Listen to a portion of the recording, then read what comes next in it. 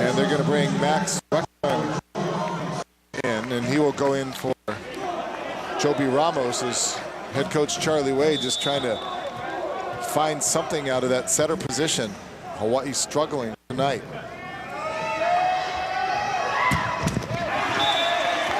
And the service ace helpful to Hawaii in that particular case. That's right. When you do a substitution or you're trying to change the momentum, and that's exactly what he just did, changing the momentum for the point. So Averill back to serve it up for Hawaii. They trail it by 4, 13 serving 17. Floats it over. And Sador keeps it alive. Averill. That's an overpass, and that's a tough move for the 6'8" guy to be going backwards at the end line, try to put it up somewhere close to the net, and popped it a little too hard. Well, definitely a little too close to the net, and these are the little things we talked about earlier, being a little bit more consistent. These little points become huge points as the game, the separation gets greater and greater. Especially already trailing 1-0, and now trailing 18-13.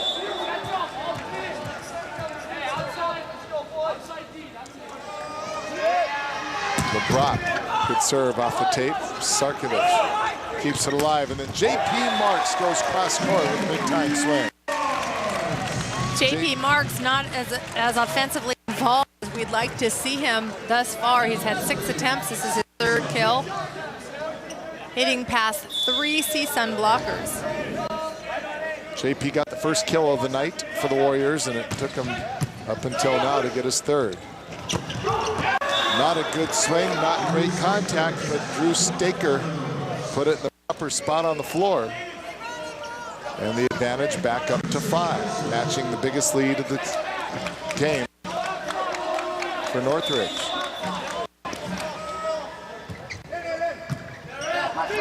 Hawaii needs to sign out and reel off a couple natural points. Good dig by Staker, and off the high hands of Hawaii. And Northridge now leads it 20-6, and the first timeout of this 2nd set is finally called, and it's called by Charlie Wade. Now back at the stand, Sheriff Center. The fans have their paddles, and the Warriors need their swagger.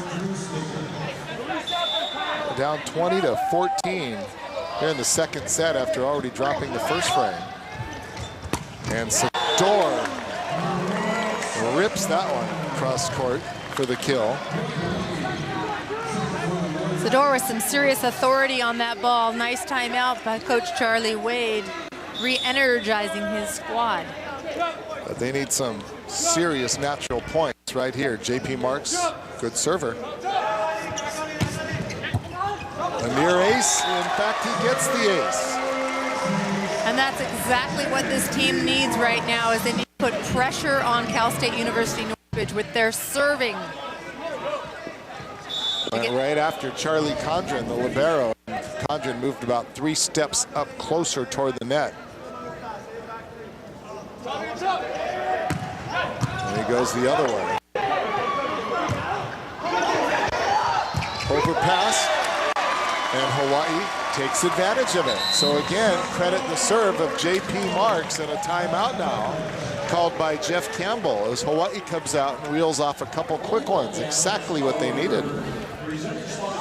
And there's the overpass right here. And Brooks Sador bites off a pretty sharp angle off that one. Mentally, being down 2-0 going into the intermission is tough to deal with. Very tough, but if there's going to be fight, it has to be now. There is a little bit of a sense of urgency, I must admit. They need to stay in this set too. They need to keep this next ball in. No pressure on J.P. Marks, but they truly do need to keep in this set too.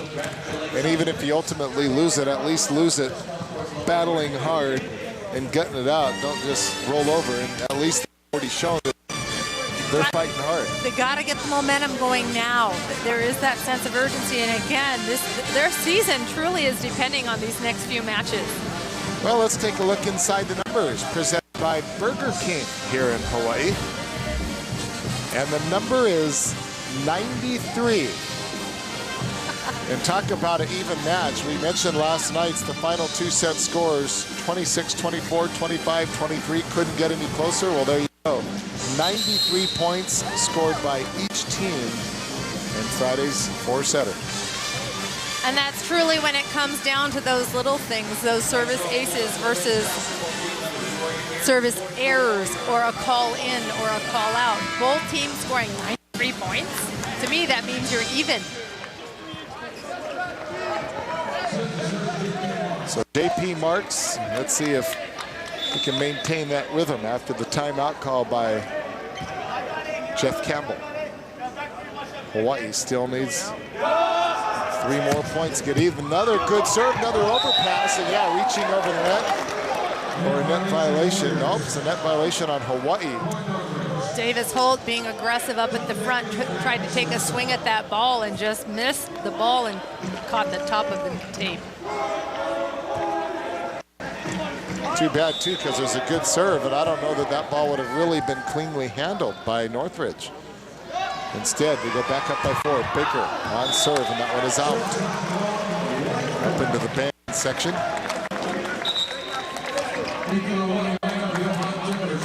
And that is a gift. And then Hawaii with its best server in Johan Timmer. He's been their serving specialist throughout the bulk of this season. He's cracked into the starting lineup the last couple of matches just in an effort to get him more rotations as a server. And let's see if he could pay some dividends here. Off the tape. To the near side. Baker, that's blocked by Hawaii. Siki Sarkovic gets the roof. And that gives Hawaii their 15 block. And it does on the replay here. It looks like it might have went off of Averill's face. He looked a little confused himself, trying to find where the ball went. You're right. The face kill. Nice. I guess that's why you don't get the little finger wag. Now there's the block. That was legitimate. And that was huge. And it couldn't have come at a better time for Hawaii as they pull within 1, and another timeout called as Hawaii is in the midst of a 6-1 run.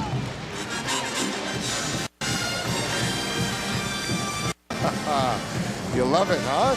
That's what you want to see.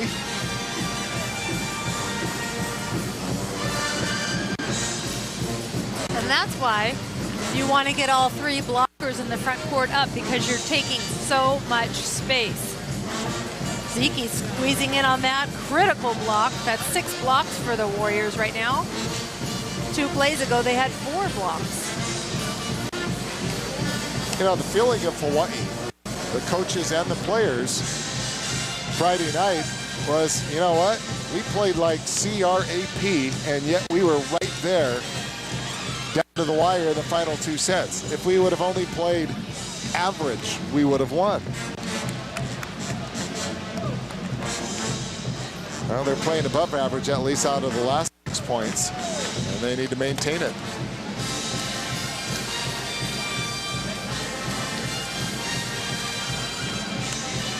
Well, let's go back. You mentioned the triple block. Let's talk about how it works. Presented by Central Pacific Bank. So here you see the Rainbow Warriors, excuse me, all 3 of them coming up, and it makes it so difficult for the attacker. Look at low and tight to the net. Ziki and Averill getting up and over tight to the net, and even Sador got in over and up at the net. 3 blockers is very difficult to get around. And that's how it works. Very, very seldom that you actually see 3 blockers in women's collegiate volleyball. You see it at the Olympic and national levels, but not like men's. Men's, it's almost the norm now to have 3 blockers. So another big service opportunity for Hawaii and their best server, in Johan Timmer. And Timmer with the toss and the serve, and it's right into the top of the tape. It's one of those balls that, if it was another couple centimeters up, it would have trickled right over and landed on the Matador side. But the service error, and now Hawaii needs to side out right here and now. Back to serve it for the Matadors is Kyle Stevenson. Sarkovic. goes right at Nick Allegrado. Allegrado out with his shoulder, a touch called. He could have ducked and missed it, and that ball might have been out. So Brooks Sador, if Hawaii has the second best server, it's probably him and maybe J.P. Marks are kind of neck and neck in that category, but another good server here for Hawaii, and they need it. Going for that back corner overpass and a free ball for Hawaii. They back set it to Sador, off the block and out, and Hawaii is even at 22-all.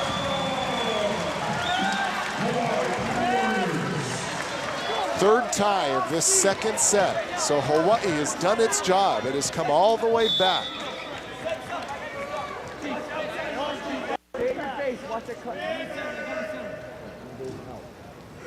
And Sador again with the high toss, and that one is launched.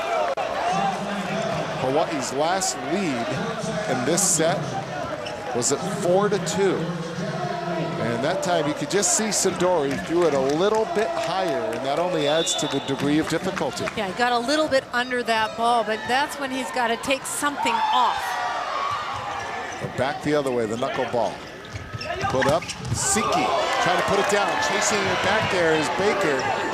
Nice job by him to hustle. And then a pass tight to the net. Wexing had a swing, couldn't put it down. There's Baker and the block, and it's Sarkovic again.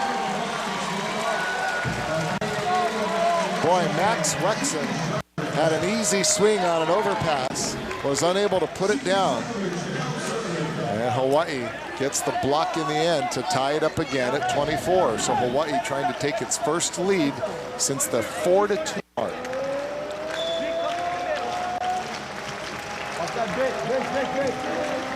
And Siki says, "Give me another ball."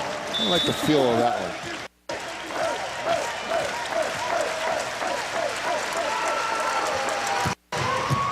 Good serve, good pass, not a good set to Baker. So they go for the middle. Taylor Averill couldn't put it down. And now they go back to Baker to the triple block. Somehow that crawls over the net. A good swing by Hawaii, and it was almost an accidental hit that brought it back over to the Hawaii side of the net. That was just a weird play. That was such a strange play. And on this replay, as we take a look at it, 3 blockers, it just trickles back over the net. There you see Sador going over the signage. It's just a dangerous, just 110% chasing after that ball. Let me tell you, that is not an easy move to make over that, not knowing what's on the other side. So another timeout called by Charlie Wade, and this timeout is called with Hawaii having their collective backs against the wall. They will come back out, and they will be looking for a side out on set point.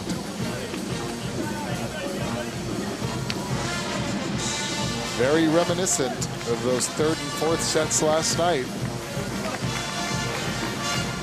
It's just so close, and for Hawaii to have missed 2 serves since 22 does not help at all. They've got to side out, obviously. And I think Coach Charlie Wade is sharing with them, we got to pass first, pass this ball.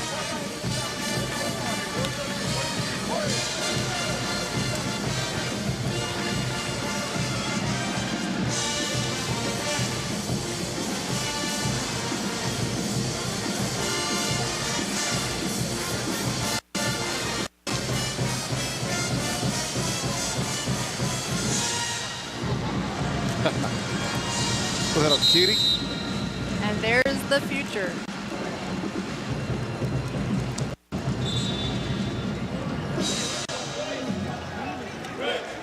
So Hawaii back out. They're ready. The Matadors now walking onto the court with the advantage. They'll be serving it up 24-23. So the first set point